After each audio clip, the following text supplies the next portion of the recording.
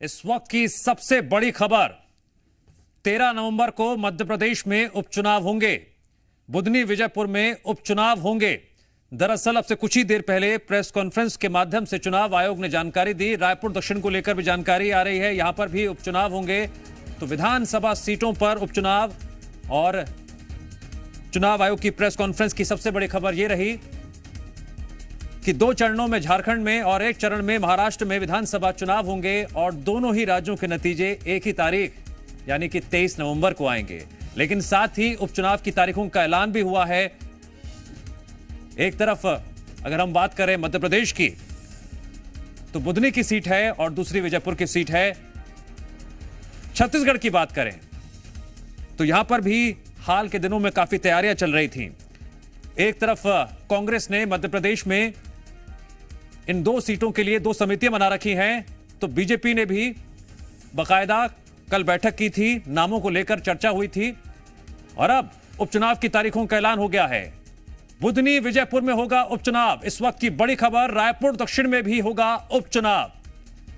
एक बार फिर मध्य प्रदेश और छत्तीसगढ़ में देखने को मिलेगा सियासी घमासान और चुनावी मैदान में उतरेंगे धुरंधर। 23 नवंबर को मतगणना होगी, नतीजे सामने आएंगे, लेकिन उससे पहले तारीखों की रणभेरी बज चुकी है। मध्य प्रदेश की जनता लगातार इंतजार कर रही थी और वो अब तारीख आ गई है। बुधनी विजयपुर में उपचुनाव की तारीख सामने आ गई है। रायपुर दक्षिण में भी उपचुनाव होगा। जी मीडिया संवाददाता राजेश निषाद जुड़ गए इस खबर पर और अधिक जानकारी के लिए। राजेश, आखिरकार तारीखों की रणभेरी बज चुकी है। रायपुर दक्षिण को लेकर हाल के दिनों में हम काफी बयानबाजी और तैयारी देख रहे थे। अब उन चेहरों पर नजर रहेगी जिनका हाल के दिनों में विश्लेषण हो रहा था, कमरे के अंदर बैठक कर चर्चा हो रही थी। अब उन नामों के बाहर आने का बारी है।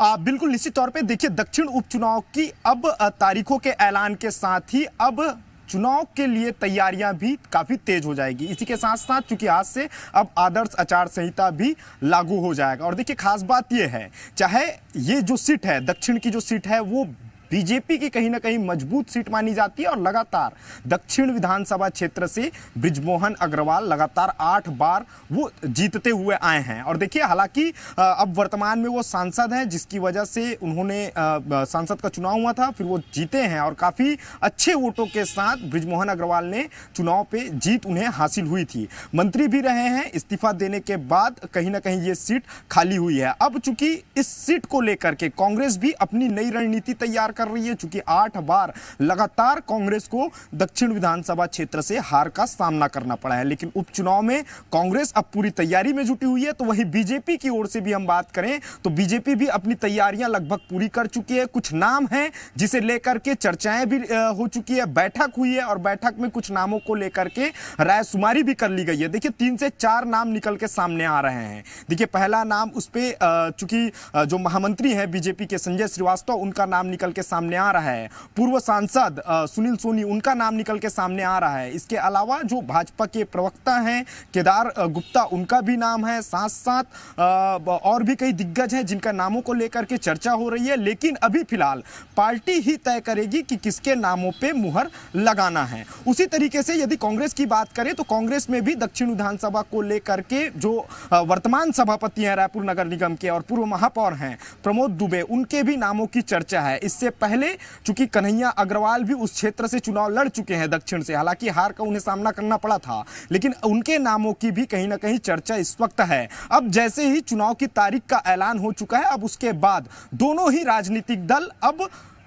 प्रत्याशी को लेकर के कहीं ना कहीं मंथन करते हुए नजर आएंगे। कांग्रेस की बात करें तो कांग्रेस वार्ड स्तर पर कहीं ना कहीं सर्वे करा रही है कि आखिर किसे हम अपना उम्मीदवार बनाएं, किसके नामों पे हम मुहर लगाएं। इस तरह से चाहे कांग्रेस हो या बीजेपी, दोनों ही राजनीतिक दल पूरी तैयारियों में जुटे हुए हैं। लेकिन अब जिस तरह से चुनाव के नामों का ऐलान हो चुका है उपचुनाव का, उसके बाद ये तैयारियां और काफी तेज होते हुए भी नजर आएगी। जी ठीक है, पार्टी का टिकट किस उम्मीदवार को मिलेगा, अब लगातार विश्लेषण होना शुरू हो चुका है। अब ये चर्चा आगे भी जारी रहेगी, लेकिन जरा मध्य प्रदेश की बात कर लेते हैं, क्योंकि बुधनी और विजयपुर को लेकर भी तारीख सामने आ गई है। 13 नवंबर को 3 जगहों पर चुनाव होंगे। रायपुर दक्षिण की चर्चा हमने कर ली, अब हम बात कर लेते हैं बुधनी और विजयपुर की। हमारे साथ जी मीडिया संवाददाता राहुल राठौर जुड़ गए हैं। राहुल, बीजेपी प्रदेश चुनाव समिति की बैठक हो चुकी है, कांग्रेस भी 2 समितियां गठित कर चुकी है। यानी अब इस उपचुनाव के समर में दोनों पार्टियां एक बार फिर से 2-2 हाथ करने के लिए तैयार हैं। क्या आपकी इंटरनल रिपोर्ट है उन चेहरों को लेकर जिनका नाम हाल के दिनों में चर्चाओं में चल रहा था? दिव्यांश, बिल्कुल देखिए, अब चुनाव आयोग ने ये स्पष्ट कर दिया है कि कब चुनाव होना है और कब परिणाम आना है। 13 नवंबर को ये चुनाव होना है और 23 नवंबर को इसके परिणाम घोषित कर दिए जाएंगे। बुधनी और विजयपुर विधानसभा जो सीटें हैं वो मध्य प्रदेश में हाल ही में खाली हुई और यहीं पर उपचुनाव होना है। देखिए, विजयपुर सीट की अगर बात करें तो यहाँ से वन मंत्री रामनिवास रावत का नाम प्रत्याशी के तौर पर भाजपा ने लगभग तय कर दिया है। इसके अलावा बुधनी में देखिए पूर्व सांसद रमाकांत भार्गव का नाम अभी सामने आया है। साथ ही देखिए एक और नाम है गुरु प्रसाद शर्मा, जो कि वन विकास निगम के पूर्व अध्यक्ष भी रह चुके हैं। तो बुधनी में ये 2 नाम हैं और विजयपुर की अगर बात करें तो देखिए विजयपुर में भी कुछ रामनिवास रावत का नाम बीजेपी ने तय कर दिया, लेकिन कांग्रेस का मंथन अभी भी चल रहा है। कल ही भारतीय जनता पार्टी की चुनाव समिति की बैठक भाजपा प्रदेश कार्यालय पे हुई थी और 5 नामों का बुधनी का पैनल बनकर दिल्ली केंद्र को भेजा गया है। अब देखना होगा कि कौन किसका नाम इस बुधनी सीट पर सामने आता है और विजयपुर सीट पर तो देखिए लगभग तय है, लेकिन कांग्रेस अभी तक तय नहीं कर पा रही है कि किनके नाम हो सकते हैं। लेकिन जो हमारे पास नाम है उसमें हम अगर बात करें तो देखिए बुधनी से ये एक नाम जो सामने आया है, इसमें गुरु प्रसाद शर्मा, इसके साथ ही देखिए भाजपा के मंडल अध्यक्ष एक नाम है राजेंद्र सिंह राजपूत, जो कि पूर्व अध्यक्ष रहे हैं वेयर हाउसिंग कॉरपोरेशन के। देखिए रघुनाथ सिंह भाटी का भी इसमें नाम देखा जा रहा है, पूर्व जिला अध्यक्ष हैं ये सीहोर में। ये बुधनी के जो नाम है भारतीय जनता पार्टी की ओर से सामने आए हैं। देखिए कांग्रेस की अगर बात करें बुधनी से तो महेश राजपूत का नाम सबसे टॉप पर माना जा रहा है। ये पूर्व अध्यक्ष है, जनपद 2008 में बुधनी से ये चुनाव लड़ चुके हैं। राजकुमार पटेल देखिए पूर्व मंत्री, 1993 में ये बुधनी से विधायक रहे हैं। कमलेश यादव, जितेंद्र उइके, धर्मेंद्र चौहान, अजय पटेल, ये कांग्रेस के जो 4-5 नाम है वो बुधनी से सामने आए हैं। हालांकि अभी तक नामों की पुष्टि नहीं हो पाई है कि किसको वहां पर जो है चुनाव लड़ने का मौका मिलेगा। देखिए इसके अलावा देखिए और भी कई सारे नाम हैं, लेकिन पार्टी ये अब माना जा रहा है कि जल्द नामों का ऐलान हो सकता है। और क्योंकि तैयारियां जो है बुधनी में और विजयपुर में देखिए कांग्रेस का हमने देखा कि टिफिन पार्टी भी कांग्रेस ने की थी और देखिए बूथ स्तर तक के नेताओं को साधने की कोशिश की थी, जिससे पिछले चुनावी परिणामों में जो हार कांग्रेस को देखने को मिली थी वो अब देखने को नहीं मिले। तो पार्टियां अपने अपने स्तर पर तैयारियों में जुटी हुई है और देखिए माना जा रहा है कि कांग्रेस जीतू पटवारी के नेतृत्व में युवाओं की टीम उतार सकती है, क्योंकि देखिए हाल ही में चर्चा थी कि दशहरे तक जीतू पटवारी की जो नई टीम है उसकी घोषणा हो जाएगी, लेकिन उस टीम की घोषणा ना होते हुए अब उपचुनाव का समय आ गया है। तो बुधनी और विजयपुर में कौन बाजी मारता है ये तो आने वाला वक्त ही बताएगा, लेकिन पार्टी की तैयारियां जो है वो जोरों पर है और फिलहाल जो है देखिए तैयारियां की जा रही है। छत्तीसगढ़ हो या मध्य प्रदेश, बीजेपी लगातार जीत के रथ पर सवार है। अब जरा हम एक बार फिर से राजेश का रुख करते हैं। राजेश, रायपुर दक्षिण बीजेपी का गढ़ रहा है, लेकिन इस गढ़ में सेंध लगाने के लिए कांग्रेस कितनी तैयार दिखाई दे रही है तैयारियों के लिहाज से और जिस तरह से चेहरे पर दाव लगाने के लिहाज से? क्या अंदर की खबर है आपके पास कांग्रेसी खेमे से? बिल्कुल, देखिए कांग्रेस के खेमे की जरूर खबर हम अपने तमाम दर्शकों को बताएंगे, लेकिन उससे पहले बीजेपी की हम खबर बताते हैं। देखिए 6 नाम को लेकर के बीजेपी के द्वारा सर्वे कराया गया था। बीजेपी की एक इंटरनल सर्वे थी। उस सर्वे की यदि मैं बात करूं तो उस पे 6 प्रमुख नाम निकल के सामने आए थे, जिसपे सुनील सोनी जो पूर्व रायपुर के सांसद रहे हैं, इसके अलावा सुभाष तिवारी जो नगर निगम में काफी सीनियर पार्षद हैं, उनकी भी कहीं ना कहीं नामों को लेकर के सर्वे में चर्चा हुई थी। इसके अलावा संजय श्रीवास्तव, जिसका हम जिक्र पहले ही कर चुके हैं, फिर केदार गुप्ता जो बीजेपी के काफी वरिष्ठ प्रवक्ता माने जाते हैं और पर्यटन मंडल में भी उनकी महत्वपूर्ण भूमिका थी जब बीजेपी की सरकार थी छत्तीसगढ़ में। इसके अलावा मीनल चौबे चूंकि नेता प्रतिपक्ष हैं रायपुर नगर निगम की। इसके साथ साथ एक सबसे अहम नाम भी निकल के सामने आया था, नंदन जैन। देखिए नंदन जैन संघ से जुड़े हुए हैं और सीधे तौर पे व्यापार जो प्रकोष्ठ है उस पे भी उनकी भूमिका काफी महत्वपूर्ण रही है। इन 6 नामों को लेकर के कहीं ना कहीं बीजेपी की एक इंटरनल सर्वे हुई थी, जिसमें से 3 नामों पे फिलहाल सहमति बन चुकी है। अब इन 3 नामों को दिल्ली भेजा जाएगा, उसके बाद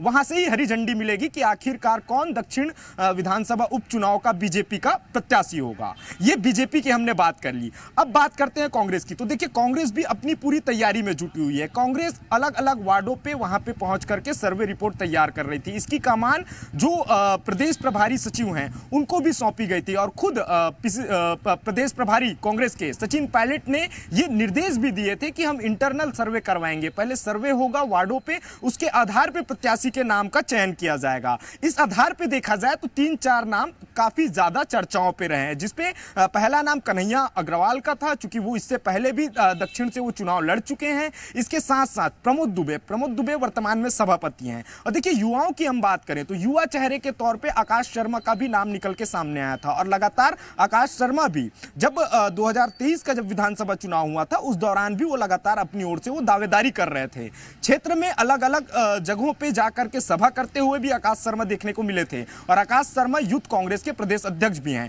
तो ऐसे में कांग्रेस की ओर से 3-4 नाम ऐसे हैं जो इस वक्त चर्चाओं पे है, लेकिन कांग्रेस भी इस बार चूंकि किसी तरह से बीजेपी के इस गढ़ को भेदने की कोशिश कहीं ना कहीं कांग्रेस भी कर रही है। यही वजह है कि सचिन पायलट जो प्रदेश प्रभारी हैं वो भी सीधे तौर पे उपचुनाव को लेकर के नजर बनाए हुए हैं। अब देखना यही बड़ा दिलचस्प होगा कि आखिर जब नामों का ऐलान होता है उपचुनाव दक्षिण से तो कांग्रेस से किसके चेहरे पे मुहर लगती है और बीजेपी से किसके चेहरे पे मुहर लगती है। ठीक है राहुल, जरा हम पिछले उपचुनाव की बात कर लेते हैं। बहुत चर्चा हो रही थी, बहुत हाईलाइट हुआ था छिंदवाड़ा का अमरवाड़ा सीट। बहुत जोर आजमाइश हुई थी, बहुत लड़ाई देखने को मिली थी, लेकिन बीजेपी ने वो सीट छीन ली थी।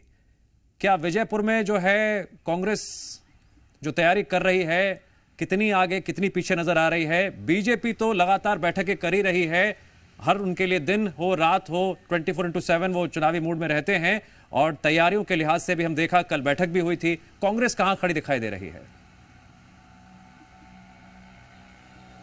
देखिए छिंदवाड़ा में तो कांग्रेस का जो गढ़ था वो भेद दिया है। वो बीजेपी ने दिखा दिया कि यहाँ पर भी हमारा कब्जा है और अब आगे भी रहेगा। लेकिन अब विजयपुर में जो नाम का ऐलान है वो असमंजस में कांग्रेस पड़ी हुई है, क्योंकि भाजपा की ओर से तो रामनिवास रावत का नाम लगभग तय है, लेकिन अब रामनिवास रावत के सामने उतारा किसको जाए ये बड़ा असमंजस है। तो इसमें देखिए एक नाम जो है वो सामने आया है। इसमें जो नाम है वो आदिवासी चेहरा उतारने की देखिए कोशिश है कांग्रेस की, जिसमें मुकेश मल्होत्रा का नाम जो है वो सामने आया है। मुकेश मल्होत्रा जो है देखिए बताया जा रहा है सहरिया आदिवासी हैं और जो चूंकि आदिवासी वोटर 60,000 वोटर आदिवासी हैं विजयपुर विधानसभा क्षेत्र में।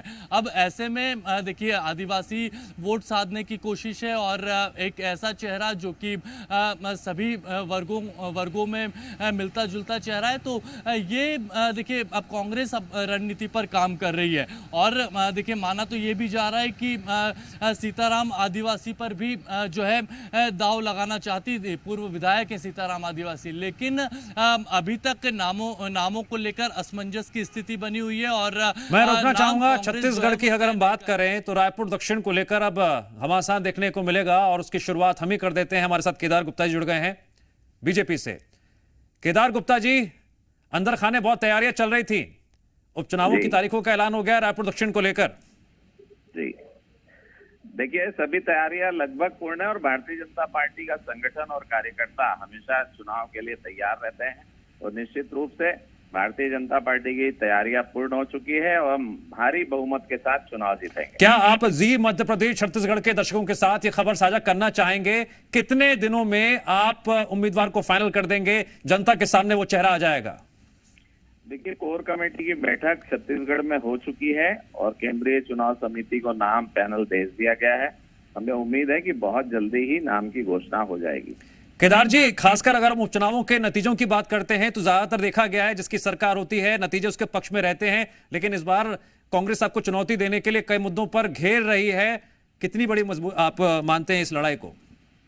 देखिए, ऐसा नहीं है। दक्षिण विधानसभा में हमारी सरकार ने, तब भी हम जीते ही थे और लगातार जीतते चले आ रहे हैं। विष्णुदेव साय की सरकार ने लगातार हर वर्ग के लिए काम किया है। किसानों को 3100 रुपए में 21 क्विंटल धान की खरीदी, महतारी वंदन योजना और लगातार प्रधानमंत्री आवास बन रहे हैं। तो मुझे ऐसा लगता है कि सभी वर्ग विष्णुदेव साय जी की सरकार से और डबल इंजन की सरकार की गरीब कल्याण योजनाओं से प्रसन्न है और निश्चित रूप से भारतीय जनता पार्टी के पक्ष में जबरदस्त परिणाम आएंगे। केदार जी, आपसे एक मदद चाहिए। मैं क्विज कंपटीशन है, मैं आपको 6 नाम ले रहा हूं, क्या उन 6 नामों में से कोई नाम होगा? राजेश बताएंगे। राजेश, जरा वो नाम लीजिए। रायपुर दक्षिण से बीजेपी के कौन कौन से वो लगातार नाम सामने आ रहे हैं जिनकी चर्चा सबसे ज्यादा है? केदार गुप्ता जी, जरा ध्यान से सुनिएगा। देखिए, उन नामों में खुद केदार गुप्ता जी का भी नाम शामिल है। पहला नाम तो उन्हीं का मैं बताना चाहूंगा। और इसके अलावा मैं बात करूं तो देखिए, सुनील सोनी हैं जो पूर्व सांसद हैं, इसके साथ साथ सुभाष तिवारी हैं और मिनल चौबे हैं, संजय श्रीवास्तव हैं और नंदन जैन। ये 6 नाम हैं जिसपे केदार गुप्ता जी का भी नाम शामिल है। जी हाँ केदार जी, रिएक्शन दीजिए जरा इस पे। देखिए, निश्चित रूप से Bharatiya Janata party cadre based party है और जिस प्रत्याशी का नाम पार्टी तय करेगी, हम सब मिलकर उसका काम करेंगे और भारी बहुमतों से जिताएंगे। मैं अगर का इस्तेमाल कर रहा हूं। अगर आपके नाम पर मोहर लगती है, आप व्यक्तिगत रूप से तैयार हैं चुनाव लड़ने के लिए? मैं अगर बोल रहा हूं अगर। मैंने कहा, मैं भारतीय जनता पार्टी का कार्यकर्ता हूं और भाजपा का कार्यकर्ता 24 घंटे भारतीय जनता पार्टी के कार्य के लिए तैयार रहता है। और एक कार्यकर्ता बेहतर रणनीति बनाता है, मौका पड़ने पर कुछ भी कर गुजरता है। जनता के बीच पहुंचने की बात हो, मैनेजमेंट की बात हो। केदार गुप्ता जी कहां खड़े हैं इस लिहाज से? निश्चित रूप से हम सभी को बहुत अनुभव है, चुनाव संचालन का अनुभव है। चुनाव जनता के बीच हम सब लगातार जाते रहते हैं पार्टी के विभिन्न कार्यक्रमों को लेकर। अभी सदस्यता अभियान को लेकर जा रहे हैं, पहले प्रधानमंत्री आवास को। तो जनता से सीधा कनेक्शन है सभी कार्यकर्ताओं का। मैं मेरी बात नहीं कर रहा हूँ, भाजपा के कार्यकर्ता जिनका भी आपने नाम लिया है सभी कैपेबल हैं चुनाव लड़ने के लिए और पार्टी इसके अतिरिक्त भी किसी को चुनाव में लड़ने के लिए खड़ा करती है। तो हम सब मिलकर उसका काम करेंगे। नहीं केदार जी, मेरे सहयोगी राजेश निषाद तो लगातार रायपुर में अब सवाल जवाब करते रहते हैं, उन्होंने सबसे पहले आप ही का नाम लिया। हाँ, तो खुशी की बात है। निश्चित रूप से किसी भी कार्यकर्ता के लिए चुनाव लड़ने का अवसर मिलता है तो वो बहुत खुशी की बात है। पर हमारी कैडर बेस्ड पार्टी है, भाजपा एक परिवार है और जितने भी लोगों का नाम आ रहा है वो सभी मिलकर जिसे टिकट मिलेगा उसके लिए काम करेंगे। अभी मैं आपको शुभकामनाएं दे रहा हूं।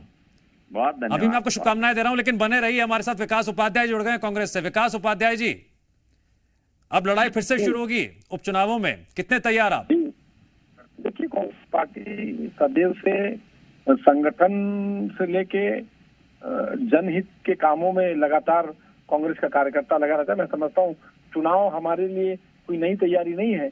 12 महीना चुनाव का काम और जनता के बीच में रहने का काम कांग्रेस पार्टी करती है। विकास जी, बीजेपी ये कह रही है कि जब हमारी सरकार नहीं थी रायपुर दक्षिण तो हम तब भी जीत गए थे। देखिए, भारतीय जनता पार्टी का अपना ओवर कॉन्फिडेंस है।